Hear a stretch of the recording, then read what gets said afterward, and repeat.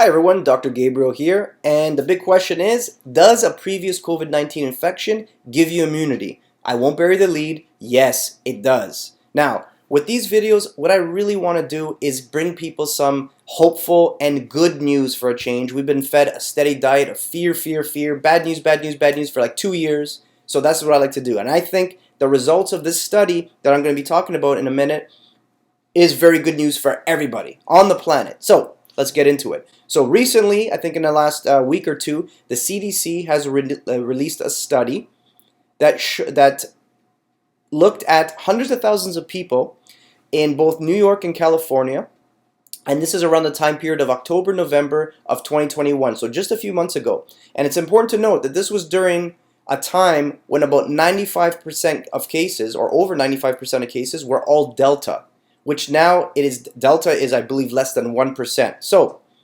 even though it was just a few months ago, it was a whole different world. But still important to look at the data. Now what they did is they took all these people and they divided them into 4 main groups. Okay? Now I think I'm going to make a little chart here so we can see what I'm talking about here and visualize it more clearly, because it can get confusing. The first group, the most important group, are the unvaccinated people who have never had a previous COVID-19 infection. And the reason why it's the most important group is because that's the baseline, because that's the group at the highest risk. Okay, so the other 3 groups are compared to that group. Now, the other groups are the vaccinated with no previous infection, the unvaccinated with a previous infection, and then the vaccinated with a previous infection. So if that's confusing, another way to think of it is what they did is they looked at the people that had no previous COVID-19 infection, whether they were vaccinated or unvaccinated, and then they looked at the people that did have a previous COVID-19 infection and whether they were vaccinated or unvaccinated, and they compared them. Okay, they looked at the numbers. So let's take a look. I made some charts here. Hopefully they're not too brutal to look at. Kind of remind me of being back in school. So anyways, this is looking at the case rates, so rates of infection among unvaccinated people without a previous COVID-19 diagnosis.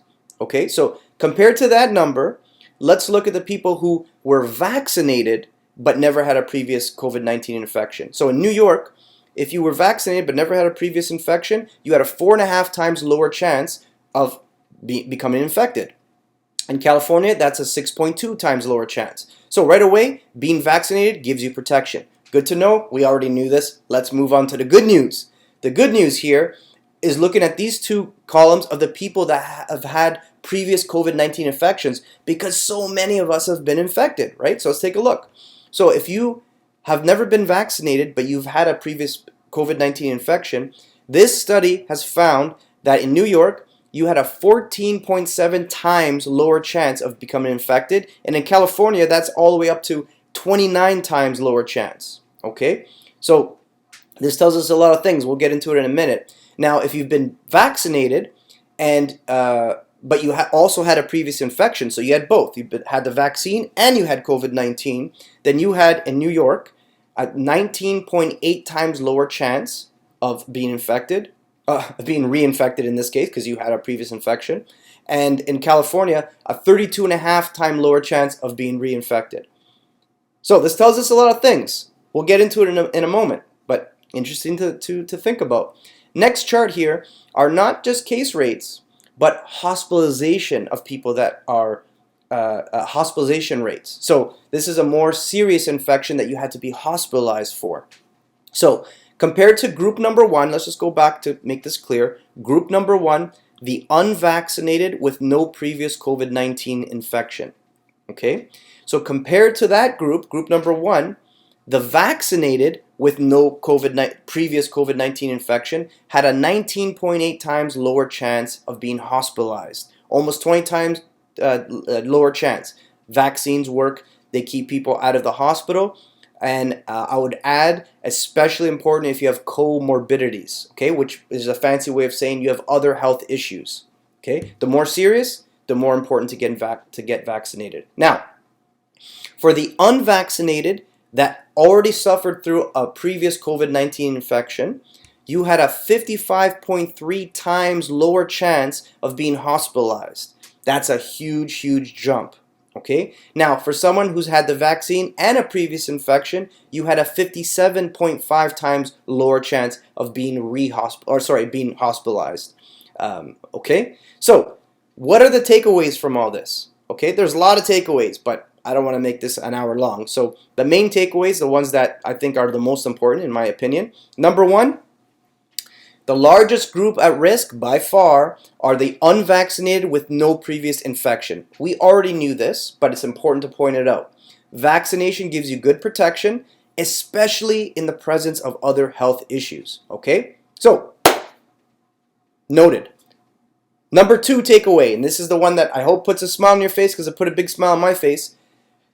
Previous infection gives you very good immunity against Delta. In fact, natural immunity offers a much stronger protection than vaccination alone. So that's good to know. Good to know because so many people have been infected. And three, finally, among the people who have been previously infected, the difference between those that have been vaccinated and those that have not been vaccinated is negligible, right? So that's good to know. Now, of course, for those of us that have been paying attention, there has been at least 15 other studies that have shown similar results as this new CDC study. And that's including a 700,000 person study done in Israel that was released in just this past August in 2021. Now, even though we've discovered all this good evidence about acquired immunity, up until very recently, the mainstream media has been very hesitant to admit the strength of acquired immunity and kept promoting the narrative that acquired immunity from previous infections were unstable or weak in some way. Now, Marty Makary, a professor at the Johns Hopkins School of Medicine and Bloomberg School of Public Health, and the editor-in-chief of MedPage Today, wrote back in September 2021, and I want to quote him. Now keep in mind, this is September. This is long before the results of this previous study. He said, quote, "The emerging science suggests that natural immunity is as good as or better than vaccine-induced immunity. That's why it's so frustrating that the Biden administration has repeatedly argued that immunity conferred by vaccines, like immunity given by vaccines, is preferable to immunity caused by natural infection," end quote. He also noted that, downplaying the power of natural immunity has had deadly consequences. In January, February, and March, we wasted scarce vaccine doses on millions of people who previously had COVID. If we had asked Americans who were already protected by natural immunity to step aside in the vaccine line, tens of thousands of lives could have been saved. This is not just hindsight is 2020. Many of us were vehemently arguing and writing at the time for such a rationing strategy, end quote. Very interesting. So he goes on to say that perhaps one of the reasons policymakers were so hesitant and are so hesitant to talk about the benefits of acquired immunity, meaning immunity from previous infection, is because they were afraid that this could increase vaccine hesitancy. In his words, quote, "We can encourage all Americans to get vaccinated while still being honest about the data," end quote. And I would completely agree with that. And I agree that policymakers both in the US and Canada have been hesitant to share good news with us. And I would agree that it's partly because if they give us too much indication of, say, this type of positive news, that could increase vaccine hesitancy. Or really, said in a different way, scared people obey better. So the results are in.